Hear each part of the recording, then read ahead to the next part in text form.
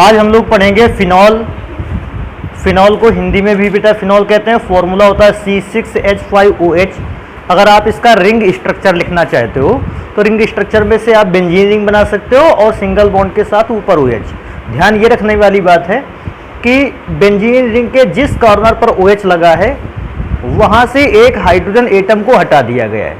वैसे भी आप जानते हो कि बेंजीन के प्रत्येक कॉर्नर पर एक कार्बन एटम और एक हाइड्रोजन का एटम होता है। जिस भी कॉर्नर पे किसी दूसरे एटम या किसी दूसरे ग्रुप को जोड़ा जाता है, जैसे यहाँ पर क्या किया गया है कि बेंजीन के ऊपर वाले कॉर्नर का एटम में OH ग्रुप को जोड़ा गया है, तो वहाँ से हाइड्रोजन को हटा दिया गया होगा।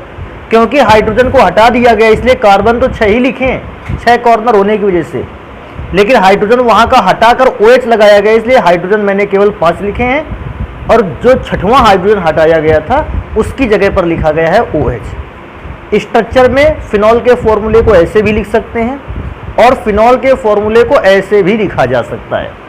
आप रासायनिक अभिक्रिया को जब करवा रहे होंगे उस समय अगर रासायनिक अभिक्रिया इस प्रकार के स्ट्रक्चर पर सरल लगेगी, ऐसा स्ट्रक्चर लिखा जाएगा। अगर रासायनिक अभिक्रिया इस प्रकार के स्ट्रक्चर पर दिखेगी या सरल लगेगी तो हम इस प्रकार से लिखेंगे पदार्थ को। फिनॉल दोनों ही प्रकार से लिखा जा सकता है और दोनों प्रकार से क्या एक प्रकार और है, ये तीसरा प्रकार लिखा जा सकता है। तो सबसे पहले क्या करेंगे कि सबसे पहले इस बात को पढ़ेंगे कि फिनॉल को बनाने की कितनी विधियाँ हैं अपने यहाँ, और उनमें से भी बेटा सबसे पहले अगर मैं देखूं तो हम बात करेंगे प्रयोगशाला विधियों की। तो मैंने यहाँ हेडिंग डाल रखी है कि हम सबसे पहले प्रयोगशाला विधि में फिनॉल को निर्मित करेंगे। प्रयोगशाला में निर्माण, इस बात को चेक करेंगे कि आखिर प्रयोगशाला में कौन कौन से ऐसी विधियां हैं जिनसे हम फिनॉल को बना सकते हैं। तो बेटा देखो एक एक रासायनिक अभिक्रिया को स्टार्ट करते हैं। जैसे मेरे पास पहली ऐसी विधि है जिससे फिनॉल को बना सकते हैं, वो भी प्रयोगशाला में बना सकते हैं, एनिलीन से आप फिनॉल को बना सकते हो। अभिक्रिया को ध्यान से देखना बेटा।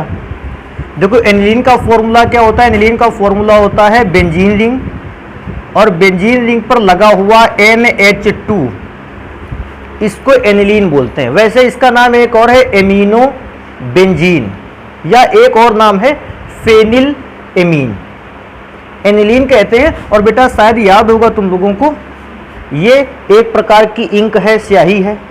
अब इस पर अभिक्रिया करवाते हैं बेटा। देखो NaNO2 और 2HCl की, अगर NaNO2 और 2HCl के अभिक्रिया करवाओगे देखो बनता क्या क्या है। मैं तीर का निशान थोड़ा सा और बड़ा कर देता हूं। सबसे पहले Na अभिक्रिया कर लेगा एक Cl से, तो बनकर तैयार होगा NaCl। अभी और भी ध्यान देते हैं, Na तो Cl से अभिक्रिया कर ली। अब थोड़ा सा ये भी देखना है मेरे पास कि ऑक्सीजन 2 हैं, तो जल बनाने के लिए 4 हाइड्रोजन चाहिए। 2 ऑक्सीजन के साथ ये 2 हाइड्रोजन, 2 ऑक्सीजन और ये 2 हाइड्रोजन, 2 और 2 4 हाइड्रोजन 2 ऑक्सीजन के साथ अभिक्रिया करेंगे तो बनाकर तैयार करेंगे जल को। अभी मैं क्या देखता हूँ, मेरे पास जो भी बचता है सब कुछ जो बचा है उसको लिख लिया जाए। तो बेटा मेरे पास देखो बचा हुआ है बेंजीन रिंग, और बेंजीन रिंग पर थोड़ा सा देखने वाली बात है, एक N तो बचा ही था, Na तो Cl के साथ निकल गया था, बचा है NCl, एक N यहाँ, एक N यहाँ और एक Cl, तो आप इसको लिख सकते हो N2Cl। थोड़ा सा याद रखना, ये बहुत इंपॉर्टेंट कंपाउंड है, इसको कहते हैं बेंजीन डाई एजोनियम क्लोराइड। कुछ लोग इसे डाई एजोनियम साल्ट भी कहते हैं। कभी कभी आता है डाई एजोनियम साल्ट का निर्माण कैसे होगा।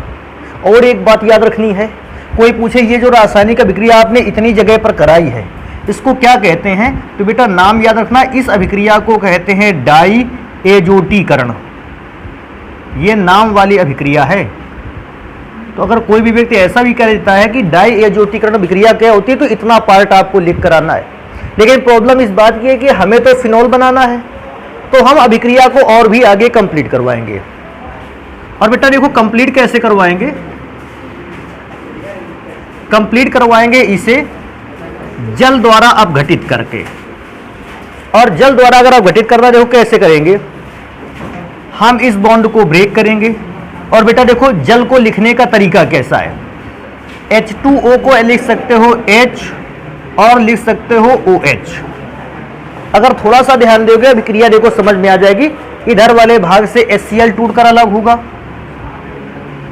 बीच वाले भाग से टूटकर अलग होगा N2, और मैं क्या सोचता हूं N2 निकल गया, HCl निकल गया, तो बेंजीन रिंग और क्या बचा OH। तो बेंजीन रिंग के साथ मेरे पास बचा हुआ है OH, और बेटा इसी को तो फिनॉल बोलते हैं। थोड़ा सा याद रखें कि जब भी कभी आपसे डाई एजोटीकरण आ जाए तो डाई एजोटीकरण अभिक्रिया के लिए आप केवल यहां से यहां तक की रासायनिक अभिक्रिया लिखेंगे। इसको बेंजीन डाई एजोनियम साल्ट भी कहते हैं और बेंजीन डाई एजोनियम क्लोराइड भी कहते हैं। इस पर जल अपघटन होगा और जल अपघटन पर बनेगा फिनॉल। ये पहली ऐसी विधि है जिससे आप फिनॉल को बना सकते हो। अब बेटा दूसरी विधि पर चलते हैं। दूसरी विधि हम लोगों से कहता है कौन सा ऐसा केमिकल है जिससे फिनॉल बना सकते हैं, तो दूसरा ऐसा कंपाउंड है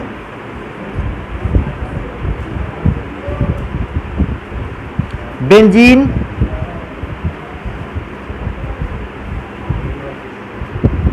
सोडियम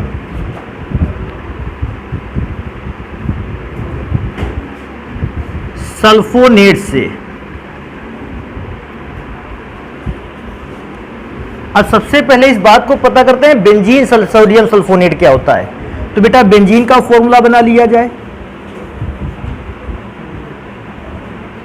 सोडियम सल्फोनेट के लिए Na और सल्फोनेट के लिए SO3Na। थोड़ा सा एक काम कर लेते हैं, ऊपर जगह खाली रख देते हैं ताकि अभिक्रिया को लिखने में कोई परेशानी ना हो। देखो इससे हम लोगों को फिनॉल बनाना है। अभिक्रिया का तरीका क्या है कि इसकी अभिक्रिया करवा दी जाए NaOH से, सोडियम हाइड्रोक्साइड से।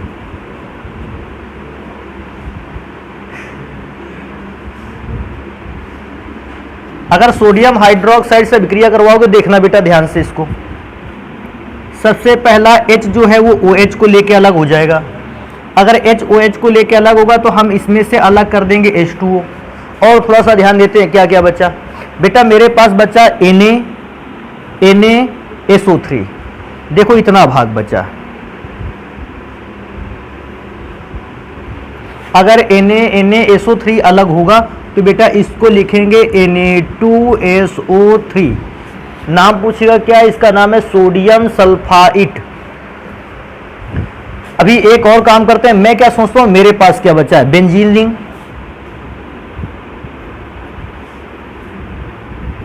और ऊपर बेटा अगर देखें तो O बचा है और Na लगा है, तो मैंने O लिख दिया है और साथ में लिख दिया है Na। कोई पूछेगा इसका नाम क्या है, इसका नाम है सोडियम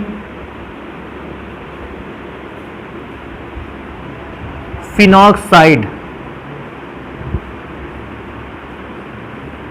फिनॉक्साइड थोड़ा सा और याद रखते, देखो फिनॉक्साइड इसलिए भी, फिनॉल में से H को हटा दिया गया है इसलिए इसका नाम हो गया फिनॉक्साइड, और साथ में सोडियम लगा इसलिए सोडियम फिनॉक्साइड। लास्ट स्टेप है बेटा इसका जल अपघटन करवाना है, तो मैं लिखे भी देता हूं जल अपघटन।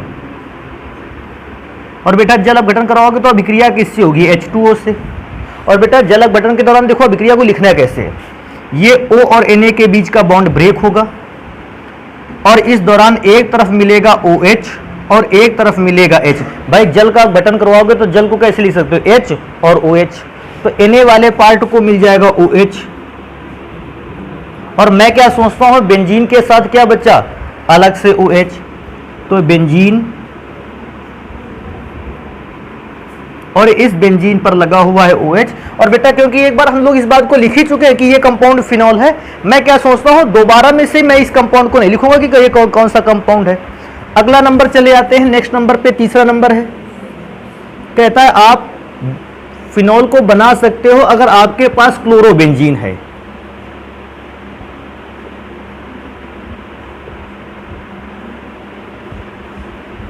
क्लोरोबेंजीन द्वारा फिनॉल को आसानी से बनाया जा सकता है।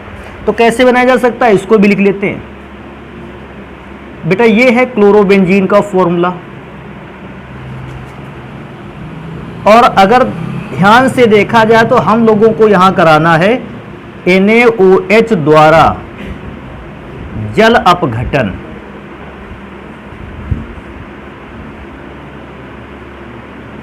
थोड़ा सा अगर याद रख सकते हो तो ये रखेंगे याद कि 320 डिग्री सेल्सियस टेम्परेचर पर यह अभिक्रिया संपन्न होती है, अगर याद रख सकते हो। नहीं तो मैं क्या सोचूंगा कि यहां पर डेल्टा लिखकर पूरा का पूरा काम चला करके आओगे।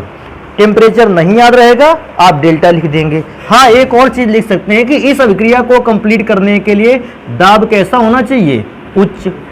तो मैंने ये भी लिख रखा है कि उच्च दाब पर यह अभिक्रिया संपन्न होगी। तरीका बेटा आप जानते हो कि Na अभिक्रिया कर लेगा Cl के साथ, तो पहला कंपोनेंट अलग हो जाएगा NaCl। मैं क्या सोचता हूं, देखो Na अगर Cl के साथ चला गया है तो Cl की जगह खाली पड़ी है, तो बचा हुआ OH ग्रुप उस खाली Cl की जगह लगा दिया जाए। बचा हुआ खाली जो Cl की जगह थी वहां मैंने OH को लगा दिया है। और ये बात बेटा बताने लायक तो नहीं है कि फिनॉल का ही फॉर्मूला यहां पर भी लिखा है। 2 बार आप लिख चुके हो, बार बार फिनॉल का ही नाम लिखने की आवश्यकता नहीं है। लेकिन ध्यान रखना है, एग्जाम में जब पहली बार आपको लिखने को आएगा आप उस समय नाम लिख कर आओगे। अब क्योंकि मेरे पास बार बार वही कंपाउंड आ रहा है रिपीट करके, तो इसलिए मैं उसका नाम नहीं लिख रहा हूं। इनको जल्दी से नोट करते हैं, और अभी भी प्रयोगशाला में निर्माण की और भी विधियां हैं फिनॉल के, उनको पढ़ लेते हैं। क्या है मेरे पास अगला रासायनिक अभिक्रिया, कहता है सैलिसिलिक अम्ल से आपको बनाना है फिनॉल। देखो सैलिसिलिक अम्ल से फिनॉल कैसे बना सकते हैं। बेटा सैलिसिलिक एसिड का फॉर्मूला होता है बेंजीन रिंग, और इस बेंजीन रिंग पर ऊपर की ओर OH टॉप पर, और यहां लिखा होता है COOH। सैलिसिलिक अम्ल कहते हैं, ऐसा फॉर्मूला आप पहले भी देख चुके हो। राइमर टीमन रासायनिक अभिक्रिया पर आपने ऐसे फॉर्मूले को देखा था। अब बेटा इस पर अगर हम अभिक्रिया करा दें सोडा लाइम की, सोडा का फॉर्मूला NaOH और लाइम का फॉर्मूला CaO, और इसको हम गर्म कर दें, तो गर्म करने से होता क्या है बेटा, देखो ये वाला भाग टूटकर अलग हो जाता है। यहां से ये वाला भाग टूटकर अलग हो जाए। ध्यान से देखना इस बात को कि अगर ये वाला भाग टूटकर अलग होगा तो NaHC और O बचेंगे 3, तो यहां पर लिखा जा सकता है NaHCO3। सोडियम बाइकार्बोनेट कहते हैं, इसका एक और नाम है खाने वाला सोडा, भी इसको आपने पढ़ा था जब क्लास 10th पे थे, आपने इसको खाने वाला सोडा कहा था। अभी मैं क्या देखता हूं, मेरे पास क्या बचता है, तो मेरे पास बचता है बेंजीन रिंग,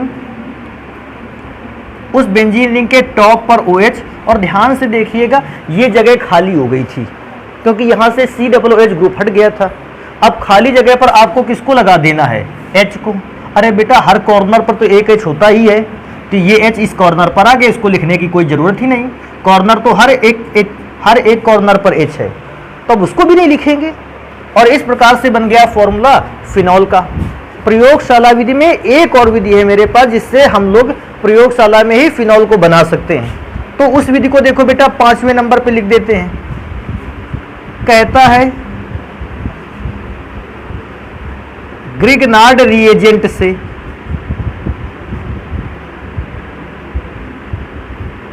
अच्छा, ग्रिग्नार्ड रिएजेंट में आप फॉर्मूला ही जानते हो, RMgX होता है। आपको बताएं एक फॉर्मूला ग्रिग्नार्ड रिएजेंट में और होता है, R की जगह पर ArMgX। R की जगह पर आप एल्काइल ग्रुप यूज करते थे, और AR की जगह पर आप यूज कर सकते हो एराइल ग्रुप, अर्थात बेंजीन के फॉर्मूले को यूज कर सकते हो, C6H5 को। तो देखो इस बार मैं ग्रिग्नार्ड का फॉर्मूला कैसे लिखूंगा, थोड़ा सा ध्यान देने लायक है। देखो यहां पर मैंने यूज कर लिया है Mg, और X की जगह पे भी कुछ यूज कर लेते हैं, Br यूज कर लेते हैं, ब्रोमीन। देखो ArMgX, यह है ग्रिग्नार्ड रिएजेंट का फॉर्मूला।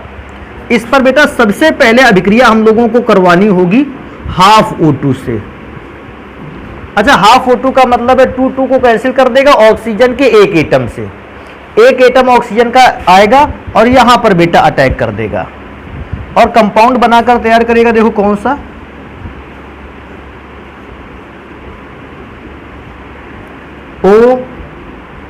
OMgBr लास्ट स्टेप रहेगा।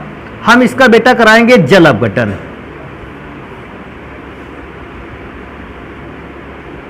अब देखो जल अपघटन का मतलब है पदार्थ को जल में घोलते हुए इसे दो भागों में तोड़ देना। वैसे अपघटन के दौरान पदार्थ दो से अधिक भागों में भी टूटता है, लेकिन अभी नॉर्मली जो पदार्थ होते हैं जल में अभिक्रिया करके अगर वो दो भागों में या दो से ज्यादा भागों में टूटते हैं, ऐसी प्रक्रिया को आप कहते हो जल अपघटन।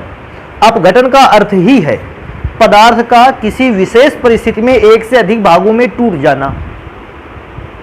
अगर कोई भी पदार्थ गर्म किए जाने पर एक से अधिक भागों में टूटता है, इस प्रकार के अपघटन को तापीय अपघटन या ऊष्मीय अपघटन कहते हैं। यदि पदार्थ को प्रकाश की उपस्थिति में रखे जाने पर यह दो या इससे ज्यादा भागों में टूट जाता है, प्रकाशीय अपघटन कहलाता है। अगर किसी पदार्थ के घोल में या उस पदार्थ की पिघली हुई अवस्था में विद्युत धारा का प्रवाह करने पर पदार्थ दो भागों में या इससे ज्यादा भागों में टूट जाता है, तो इस अपघटन को कहते हैं वैद्युत अपघटन या विद्युत अपघटन। ठीक उसी प्रकार यदि कोई पदार्थ जल से अभिक्रिया करते हुए दो या इससे ज्यादा भागों में टूट जाए, इस घटना को कहते हैं जल अपघटन। अपघटन में एक और अंतिम बात और याद रखने लायक है। अपघटन प्रक्रिया में जब भी पदार्थ अभिक्रिया के दौरान दो भागों में टूटता है, फिर वे दोनों भाग कभी आपस में जुड़ नहीं सकते हैं। तो जुड़ जाएंगे अगर तो क्या होगा, फिर उस अभिक्रिया को हम अपघटन नहीं कहेंगे, उसको कहेंगे वियोजन। तो ये डिफरेंस है वियोजन और अपघटन। अपघटन का भी अर्थ होता है पदार्थ का दो भागों में या इससे ज्यादा भागों में टूटना, और वियोजन का भी अर्थ यही होता है पदार्थ का दो या इससे ज्यादा भागों में टूट जाना।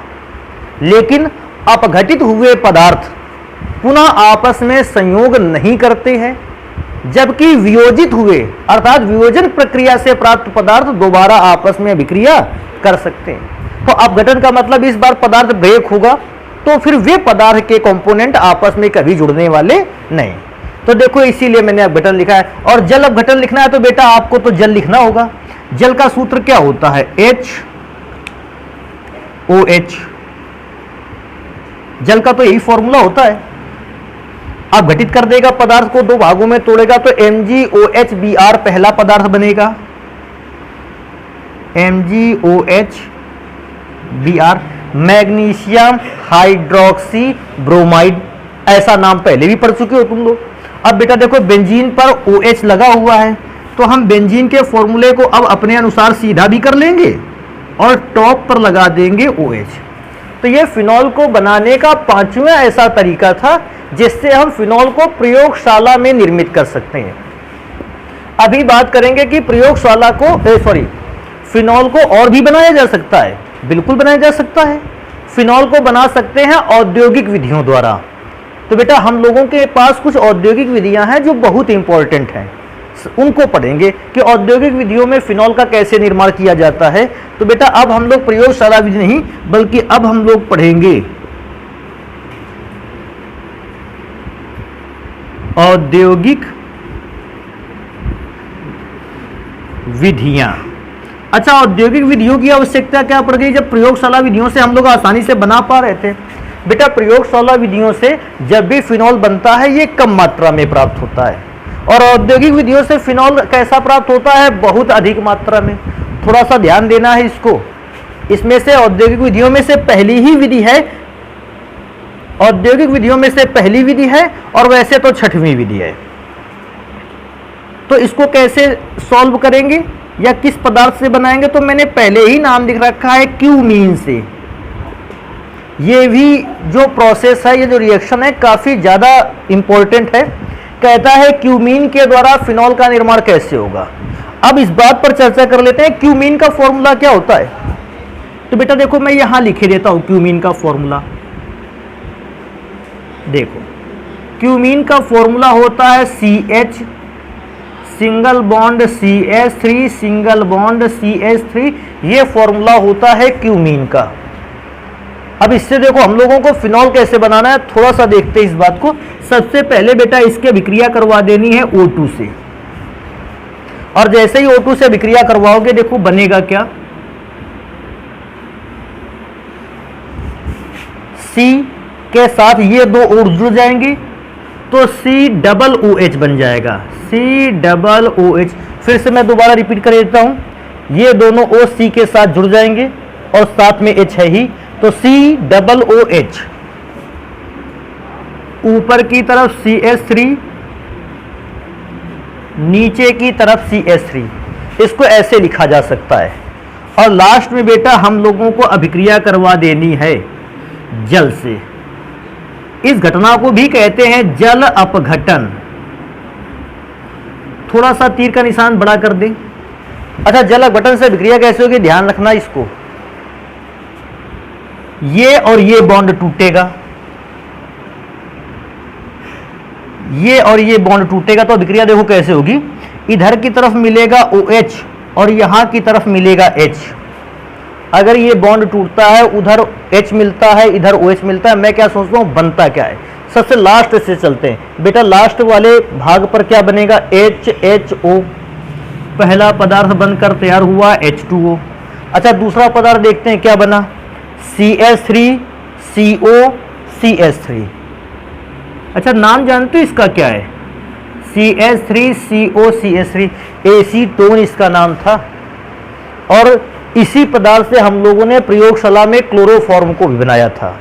एसीटोन कहते हैं इसको, जल कहते हैं। अब मेरे पास क्या बचता है, बेंजीन रिंग और साथ में टॉप पर OH। इसको सीधा करके लिख लेते हैं, बेंजीन रिंग और टॉप पर OH। तो जब भी आपसे क्यूमीन से बनाने के लिए कहेगा, आप इस विधि को बहुत अच्छे ढंग से याद रखोगे। तो इसको जल्दी से नोट कर लेते हैं और फिर पढ़ते हैं कि औद्योगिक विधियों में से और कौन कौन सी विधियां ऐसी हैं जिनसे हम फिनॉल को बना सकते हैं। तो जल्दी से इसको नोट कर लेते हैं। तो 7वें नंबर पर आ जाते हैं। और औद्योगिक नंबर, अगर औद्योगिक विधियों में से देखा जाए दूसरे नंबर पर, बेटा ये प्रोसेस काफी ज्यादा पूछा जाने वाला प्रोसेस है।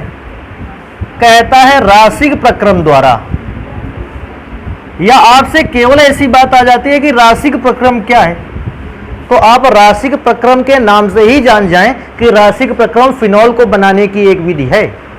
और राशिक प्रक्रम द्वारा फिनॉल बनता कैसे, इस बात पर चर्चा कर लेते हैं। बेटा राशिक प्रक्रम में हम लोगों को लेना होता है बेंजीन। तो भैया मैंने यहीं पर बेंजीन ले रखा है और इसकी अभिक्रिया होती है HCl और हाफ O2 से। इस बात को याद रखना। देखो कैसे याद रखेंगे कि H और O, ये H और O आपस में अभिक्रिया कर लेगा, तो H2 और O आपस में अभिक्रिया करेगा, तो बेटा तीर के निशान के नीचे लिख सकते हैं H2O। और देखो मैं क्या सोचता हूं, मेरे पास क्या बचता है, तो मेरे पास बचता है बेंजीन। और आप थोड़ा सा भी ध्यान देने वाले हो तो H क्योंकि निकल गया था, जगह खाली थी, बचा हुआ Cl उसकी जगह रख दिया जाए, क्लोरोबेंजीन। अब इसकी अभिक्रिया बेटा हमको करवानी है जल से। जल के सूत्र को HOH लिखेंगे, ज्यादा अच्छा समझ में आएगा। और बेटा अभिक्रिया करवाएंगे, अगर कोई पूछेगा SiO2 की उपस्थिति में। वैसे आप दो माध्यम से करवा सकते हो, क्योंकि आपको बहुत सारी चीजें पता है कि HCl से अभिक्रिया कर लेगा। और दूसरा ऐसे भी ध्यान दे सकते थे अगर आप दिमाग लगा देते, बेटा क्लोरीन की विद्युत ऋणात्मकता कार्बन की अपेक्षा अधिक होती है। कहोगे सर जी कार्बन कहाँ है, तो बेटा बेंजीन के प्रत्येक कॉर्नर पर एक कार्बन था, तो इस कार्बन पर, यहाँ कॉर्नर पर कार्बन होगा और ये क्लोरीन है। कार्बन और क्लोरीन में से क्योंकि क्लोरीन की इलेक्ट्रॉन नेगेटिविटी अधिक है, क्लोरीन पे ऋण आवेश आएगा और कार्बन पर कैसा आवेश आ जाएगा, धन आवेश। ऐसे ही जल को अगर ब्रेक करेंगे तो जल पर आएगा H पर पॉजिटिव आयन और OH पर नेगेटिव। तरीका क्या होता है, इसके पॉजिटिव को उसके नेगेटिव के साथ कनेक्ट कर देना और पहले वाले के पॉजिटिव को दूसरे वाले के नेगेटिव के साथ कनेक्ट करना। क्या कहते हैं, H पर प्लस चार्ज है तो ये Cl माइनस से विक्रिया कर लेगा। बेंजीन की रिंग पर अगर मैं थोड़ी देर के लिए इसको देखता हूं तो यहां पर पॉजिटिव चार्ज था, तो ये किसको अपनी ओर अट्रैक्ट कर लेगा, OH को। और आप वैसे भी अगर चाहें तो ऐसे लिख सकते हो कि HCl से भी क्रिया कर लेगा, OH को वहां पर लगा देंगे। इस प्रकार से बना हुआ पदार्थ फिनॉल होता है और इसका नाम तो बेटा आप सभी जानते हो, क्लोरोबेंजीन। तो ऐसे आप अभिक्रिया को दिखा सकते हो। अंतिम प्रोसेस है 8वें नंबर पर कि हम लोग फिनॉल को कैसे बनाएं। तो एक और विधि है डाउ प्रक्रम या डाउ प्रोसेस कहते हैं। डाउ प्रोसेस के थ्रू आप बना सकते हो फिनॉल को। तो भैया डाउ प्रोसेस में भी फिनॉल को बनाने के तरीके को देख लेते हैं। डाउ प्रोसेस में हम लोगों को फिनॉल बनाने के लिए सबसे पहले लेना पड़ता है क्लोरोबेंजीन, और उस क्लोरोबेंजीन पर अभिक्रिया करवाते हैं या तो जल की या तो क्षार की। मैं जल लिखे लेता हूं। अभिक्रिया होगी CuCl2 के प्रेजेंस में और तकरीबन 200 ATM का प्रेशर चाहिए अभिक्रिया को संपन्न कराने के लिए। और तरीका बेटा क्या है कि फिर से देखो दोनों अभिक्रियाओं में से ये अगर पार्ट थोड़ा सा देखें, देखो यही पार्ट यहां पर भी लगभग मिल रहा है। H किससे अभिक्रिया कर लेगा, Cl से, HCl मैंने लिख दिया। आगे आपके पास बचेगा बेंजीन और बेंजीन के टॉप पर होगा OH। तो इस प्रकार से आप फिनॉल एक बार और बना डालोगे। तो हम लोगों ने कुल मिलाकर फिनॉल को बनाने की 8 विधियों को पढ़ा है। अब 8 विधियों को पढ़ने के बाद स्टार्ट करेंगे कि फिनॉल के भौतिक गुण क्या क्या होते हैं। वैसे आपको पता है फिनॉल क्या एक ही प्रकार का होता है? फिनॉल तो बहुत प्रकार के थे। देखो हम लोगों ने फिनॉल तो पिछली बार ऐसे भी पढ़े थे, मैं याद दिलवा दूं, नहीं पढ़ा था? तो मैं क्या सोचता हूं कि फिनॉल बहुत प्रकार के होते हैं, लेकिन उनमें से जो हमें यौगिक पढ़ना था वो फिनॉल में से सबसे मुख्य पदार्थ C6H5OH को। तो अब हम इसके भौतिक गुण स्टार्ट करते हैं। तो मैं यहां लिख देता हूं कि अब हम लोग स्टार्ट करने वाले हैं भौतिक गुण, या बेटा इसी को बोलते हैं फिजिकल प्रॉपर्टीज।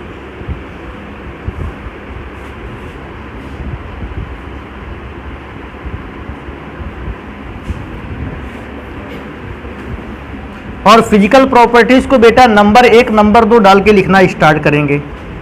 तो मैं यहां से स्टार्ट करता हूं। सबसे पहला भौतिक गुण में से अगर देखा जाए तो मैं लिखूंगा कि फिनॉल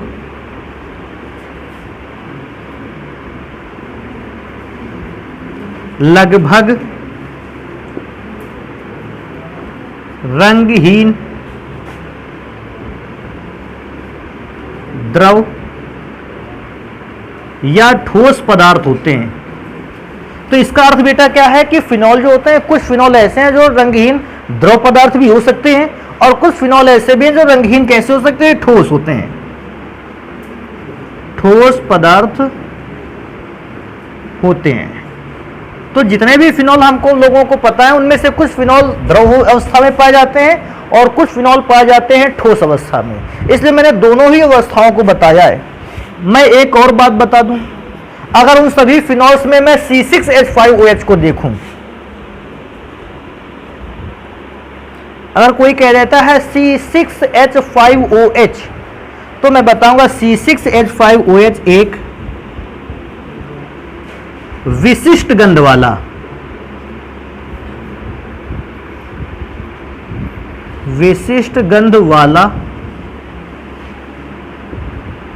ठोस पदार्थ होता है। तो इस बात को भी ध्यान रखेंगे कि जिस फिनॉल को हमने अभी तक बनाकर तैयार किया है बार बार, उस फिनॉल में से एक तो विशिष्ट गंध आती है और दूसरा ये पदार्थ कैसा होता है, ठोस। फिनॉल के विषय में अगर एक बात और तैयार करना चाहो या तैयार कर सकते हो तो इस बात को भी याद रखो कि फिनॉल वैसे तो रंगीन होता है, लेकिन यदि फिनॉल को वायु में खुला छोड़ दिया जाए तो फिनॉल वायु की उपस्थिति में ऑक्सीकृत हो जाता है और ऑक्सीकृत होने की वजह से इसका रंग परिवर्तित हो जाता है। तो एक बात और लिखेंगे, वैसे तो फिनॉल रंगहीन है लेकिन वायु की उपस्थिति में इसका क्या हो जाता है, ऑक्सीकरण, और तब इसका रंग क्या हो जाता है, परिवर्तित होने लगता है। तो इस बात को भी पढ़ेंगे। क्या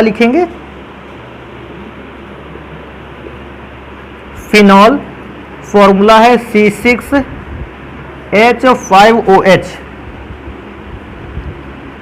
को वायु में रखने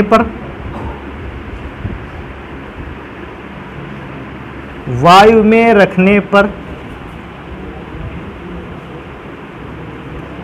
इसका ऑक्सीकरण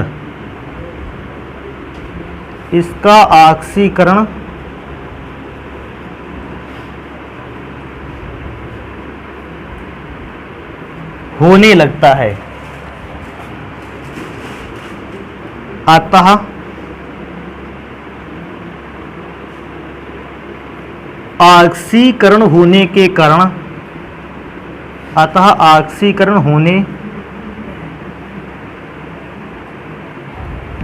ऑक्सीकरण प्रक्रिया होने के कारण जो फिनॉल का रंग है बेटा, ये फिनॉल का रंग जो है वो परिवर्तित हो जाता है।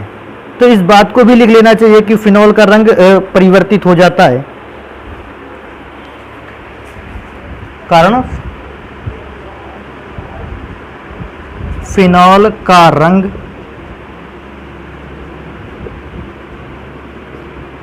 परिवर्तित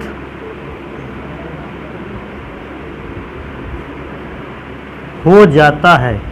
हाँ, कोई ऐसा सोच सकता है कि कैसा रंग हो जाता है, तो इसको लिख लेते हैं। देखो, इसका रंग या तो गुलाबी हो जाता है या फिर बेटा लाल रंग का हो जाता है। तो थोड़ा सा इस बात को याद रखेंगे कि वैसे फिनॉल में तो कोई कलर नहीं है, लेकिन अगर हमने इसको वायु में खुला छोड़ दिया, कोई भी लिक्विड है उसको वायु से बचाकर बहुत दिनों तक नहीं रखा जा सकता। जैसे ही वायु के कांटेक्ट में आएगा, इसका ऑक्सीकरण होगा और ऑक्सीकरण होने के दौरान बेटा ये ऑक्सीकृत होकर अपने कलर को चेंज कर देगा। हाँ, अगर इस बात पर भी बात आ जाती है कलर कैसा हो जाएगा, तो या तो गुलाबी या तो लाल। पहले ऑक्सीकृत होने पर गुलाबी और फिर अधिक ऑक्सीकृत हो जाएगा, रेड कलर में चेंज हो जाएगा। तो ये क्वेश्चन का आंसर भी है, ये केवल एक भौतिक गुण नहीं है। आपसे पूछ सकता है कि फिनॉल को वायु में खुला छोड़ने पर क्या होता है, तो आप बताओगे फिनॉल को वायु में खुला छोड़ने पर उसका क्या हो जाता है, ऑक्सीकरण। और इस ऑक्सीकरण प्रक्रिया के दौरान फिनॉल का जो है वो रंग परिवर्तित हो जाता है। इसका रंग या तो गुलाबी हो जाता है या तो कैसा हो जाता है, लाल। तो ये जितने भी भौतिक गुण लिखे हैं, अधिकांश भौतिक गुणों को क्वेश्चन के फॉर्म में पूछा जाता है। जैसे एक और मैं भौतिक गुण इसमें से लिखूंगा, 4th नंबर। कभी कभी हम लोगों से पूछ लेता है फिनॉल की प्रकृति कैसी होती है, अम्लीय होता है, प्रकृति में क्षारीय होता है या उदासीन होता है, तो इसकी भी बात बतानी पड़ती है। फिनॉल प्रकृति में कैसा होता है, अम्लीय होता है। मैं पहले लिख के दिखाता हूं। देखो बेटा, फिनॉल का फॉर्मूला ऐसा कुछ है, O के साथ H। बेटा मैंने इसको जैसे ही जल में घोला, थोड़ा सा बेटा इसको ध्यान रखना है तुम लोगों को, भूलना मत। जैसे ही मैंने जल में घोला, ध्यान देने वाली बात यह है कि बेटा O और H के बीच में बना होगा सिंगल बॉन्ड। और आप इस बात को तो जानते ही हो, सिंगल बॉन्ड को बनाने के लिए एक इलेक्ट्रॉन O ने दिया होगा अपना और एक इलेक्ट्रॉन H ने दिया होगा। जब दोनों ने एक एक इलेक्ट्रॉन दिया तो उन दो इलेक्ट्रॉनों के मिलने से बना एकल बंध, और एकल बंध के इलेक्ट्रॉनों को आकर्षित करते हुए ऑक्सीजन और हाइड्रोजन आपस में जुड़े रहे। लेकिन क्योंकि ऑक्सीजन का इलेक्ट्रॉन निगेटिविटी, विद्युत ऋणात्मकता हाइड्रोजन की अपेक्षा अधिक होती है, तो जो इलेक्ट्रॉन है वो दोनों परमाणुओं के ठीक बीच में ना रहकर किसकी ओर खिसके रहे, ऑक्सीजन की ओर। इनको बिल्कुल बीचों बीच जो होना चाहिए था, ऑक्सीजन की हाई इलेक्ट्रोनिगेटिविटी के कारण ये जो बॉन्ड्स का पेयर रहा वो ऑक्सीजन की ओर खिसका रहा। जब हमने इस फिनॉल को जल में घोला, क्योंकि बॉन्ड यही का ध्रुवीय था, सबसे पहले यही बॉन्ड ब्रेक हो गया। और बेटा जब बॉन्ड को ब्रेक किया गया तो ऑक्सीजन की इलेक्ट्रॉन निगेटिविटी अधिक होने की वजह से, देखो एक इलेक्ट्रॉन को ऑक्सीजन का था वो तो उसको मिला ही मिला, एक जो ऑक्सीजन का था इलेक्ट्रॉन वो तो ऑक्सीजन को मिला ही मिला। एक हाइड्रोजन वाला इलेक्ट्रॉन जो साझे में लगा था वो भी ऑक्सीजन को मिल गया, तो ऑक्सीजन पर आ गया नेगेटिव चार्ज। कहोगे सर जी दो इलेक्ट्रॉन मिले हैं, दो नेगेटिव चार्ज लगाओ। बेटा मैं बताऊंगा, एक तो खुद ऑक्सीजन का था, मिला तो उसको एक ही है हाइड्रोजन वाला। अच्छा हाइड्रोजन से क्योंकि निकल गया इलेक्ट्रॉन तो हाइड्रोजन पर बचा प्लस चार्ज। अब थोड़ा सा ध्यान से इस बात को देखो, क्या फिनॉल ने जल में घुलकर हाइड्रोजन आयन नहीं दिया है? अगर फिनॉल जल में घुलकर H+ आयन देता है तो आपने पढ़ रखा है इस बात को कि ऐसे पदार्थ जो जल में घुलकर H+ आयन में टूटते हैं या H+ आयन देते हैं, ऐसे पदार्थों को हम क्या बोलते हैं? अम्लीय। क्योंकि फिनॉल भी जल में घुलकर H+ आयन दे रहा है, इसका मतलब ये भी कैसा है? अम्लीय। ध्यान रखने वाली बात है, ये जो आयन आपको मिला है बेटा, इस आयन का नाम मैं देखो यही लिखे देता हूं। इस आयन का नाम है फिनॉक्साइड आयन। एक और बात याद रखो, अब मैं बता दे रहा हूं यहां पर, इसको अगर दिमाग में याद रख सकते हो भैया बहुत अच्छे ढंग से बिल्कुल भर लो इसको दिमाग में। क्या ये बात याद रखनी है? देखो इस पर निगेटिव चार्ज है, इस पर पॉजिटिव चार्ज है। कोई भी पदार्थ जब आयन में टूटता है तो वो अम्लीय प्रकृति दिखाता है। अगर आयन में नहीं टूटता तो वो अम्लीय प्रकृति कभी नहीं दिखाता। लेकिन क्योंकि इन दोनों आयंस में अपोजिट चार्ज है तो ये आयन आपस में जुड़ भी तो सकते हैं। सोचो आयन में टूटे थे इसलिए अम्लीय प्रकृति दिखा रहे थे, अगर यही आयन आपस में जुड़ जाए तो अम्लीय प्रकृति दिखाना क्या कर देगा? बंद कर देगा। ऐसा भी तो हो सकता है कि ये दोनों आयन अपोजिट चार्ज रखते हैं इसलिए आकर्षित करेंगे एक दूसरे को, और आकर्षित करने के बाद एक दूसरे से जैसे ही जुड़ेंगे अम्लीय नेचर दिखाना क्या कर देगा? बंद कर देगा। लेकिन इसमें से एक और बात याद रख लो, जो फिनॉक्साइड आयन है ये बहुत बार स्थायी होता है, इसकी स्टेबिलिटी बहुत ज्यादा होती है। एक बार फिनॉक्साइड आयन में टूट गया, अब ये फिनॉक्साइड आयन इतना ज्यादा टिकाऊ है कि ये अपने पास हाइड्रोजन आयन को आने ही नहीं देगा। तो कभी कभी ऐसा भी बोलते हैं लोग, कहते हैं फिनॉक्साइड आयन की स्टेबिलिटी, स्थायित्व ही हाइड्रोजन आयन को इसके पास नहीं आने देता। इसका मतलब जितना ज्यादा स्टेबल ये आयन है उतना ही ज्यादा H+ आयन अलग रहेगा, और जितना ज्यादा H+ आयन अलग रहेगा अम्लीय नेचर उतना ही कैसा रहेगा? अधिक। तो मैं इस बात को देखो कैसे लिखूंगा कि फिनॉल आयनों में टूटने के दौरान हाइड्रोजन आयन बनाता है, साथ में स्थायी फिनॉक्साइड आयन बनाता है, जिसके कारण फिनॉल की प्रकृति कैसी होती है? अम्लीय। अगर ये फिनॉक्साइड आयन स्थायी ना होता तो ये शीघ्रता से H+ आयन से अभिक्रिया करके आयनों को क्या कर देता? समाप्त कर देता, अम्लीय प्रकृति भी समाप्त। ध्यान रखने वाली क्या बात है, जब तक आयन है अम्लीय या क्षारीय नेचर तभी तक माना जाता है। आयन आपस में कंबाइन करने लगेगा, अम्लीय या क्षारीय दोनों ही प्रकार की प्रकृतियां समाप्त होने लगेंगी। ये बात बहुत ढंग से याद रख लेना इस बात को। जितना ज्यादा आयन ब्रेक होगा अम्लीय या क्षारीय नेचर उतना ज्यादा होगा, और आयन अगर आपस में जुड़ने लगे तो अम्लीय या क्षारीय नेचर को वो क्या कर रहे हैं? समाप्त कर रहे हैं। तो इस बात को बताएंगे कि फिनॉक्साइड आयन आयनों को आपस में जुड़ने कभी देता ही नहीं, इसलिए फिनॉल अपने अम्लीय नेचर को लगातार दिखाता रहता है। तो मैं अभिक्रिया तो मैंने यहां लिख दी है, अब 4th नंबर पे जो भी बातें मुझे लिखनी है मैं यहां लिखे देता हूं। क्या लिखे देता हूं?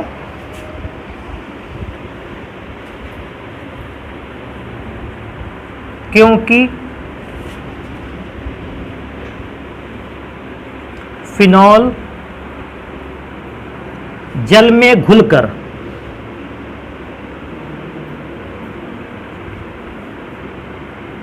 H+ आयन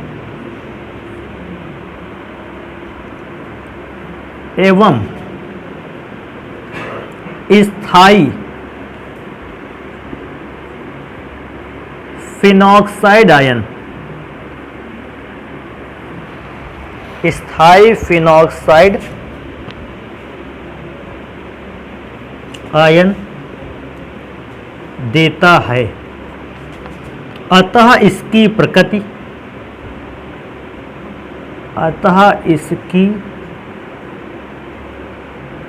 प्रकृति अम्लीय होती है।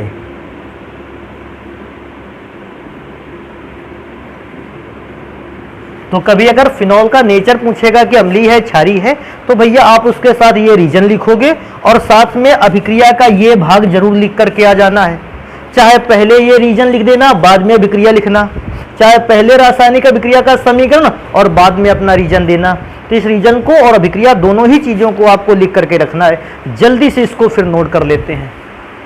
बेटा भौतिक गुणों में से मैं 5वें नंबर पर आ जाता हूं और 5वां नंबर इस बात पर रखेंगे कि फिनॉल जो है क्या ये जल में घुलनशील है या फिनॉल जल में घुलनशील नहीं है। देखो मैं क्या बनाता हूं, सबसे पहले हम बनाएंगे फिनॉल के फिगर को। बेटा फिनॉल का चित्र देखो कुछ ऐसा होता है। मैंने ये बेंजीन रिंग बनाई और बेंजीन रिंग पर मैंने बनाया O पर O और सिंगल बॉन्ड के साथ H, और मैंने जस्ट इसके बगल में बना रखा है जल का अणु। देखो जल के अणु को कैसे बनाते हैं,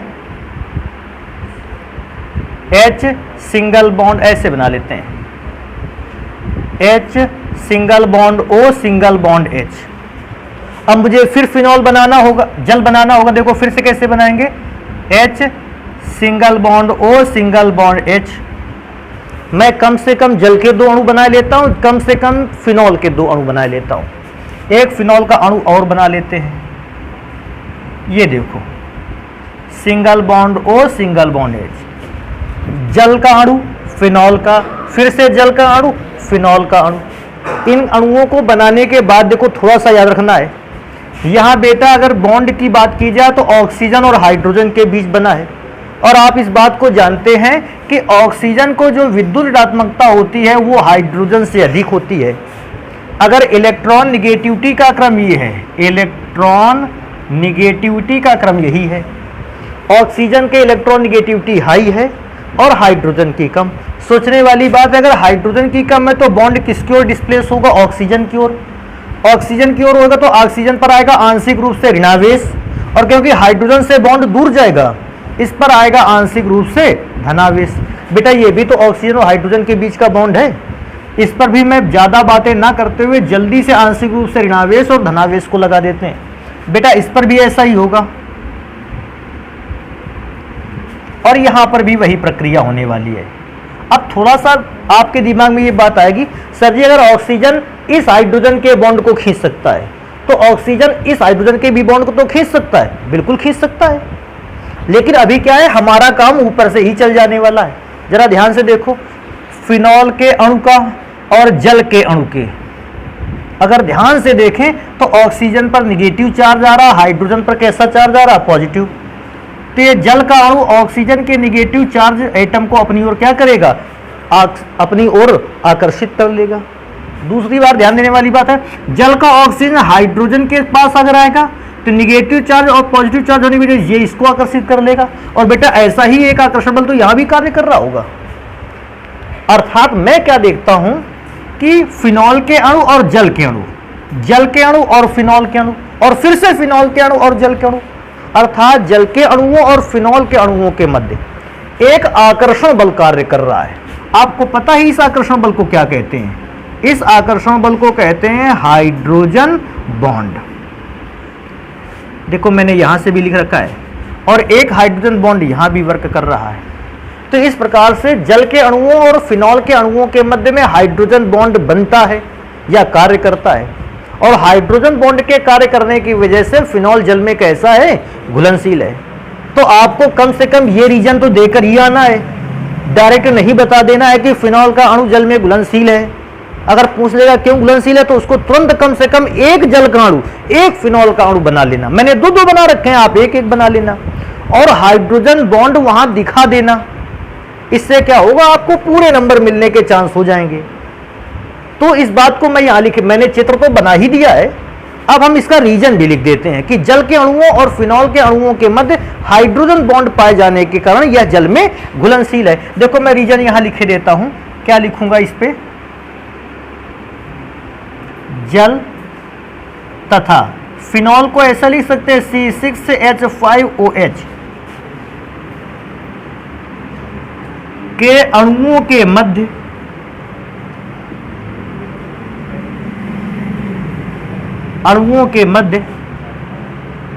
हाइड्रोजन बंध या हाइड्रोजन बॉन्ड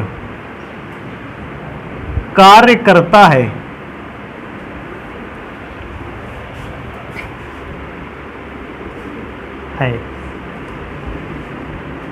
जिसके कारण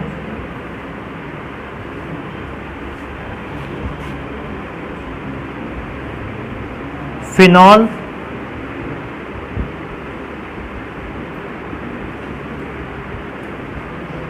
जल में घुलनशील है। बेटा इसमें से एक और बात तुम्हें याद रख लेनी चाहिए, फिनॉल केवल जल में ही घुलनशील नहीं है, कार्बनिक विलायकों में भी घुलनशील है। क्यों कार्बनिक विलायकों में घुलनशील है? बेटा देखो फिनॉल का जो ये वाला भाग दिखाई दे रहा है, या मैं देखता हूं फिनॉल का ये वाला भाग, फिनॉल का ये वाला भाग तो कार्बनिक ही है ना, और कार्बनिक पदार्थ कार्बनिक पदार्थों में वैसे भी घुलनशील रहते हैं। तो ये बात और लिख देंगे कि यार जल में तो घुलनशील है ही, कार्बनिक पदार्थों में भी घुलनशील है।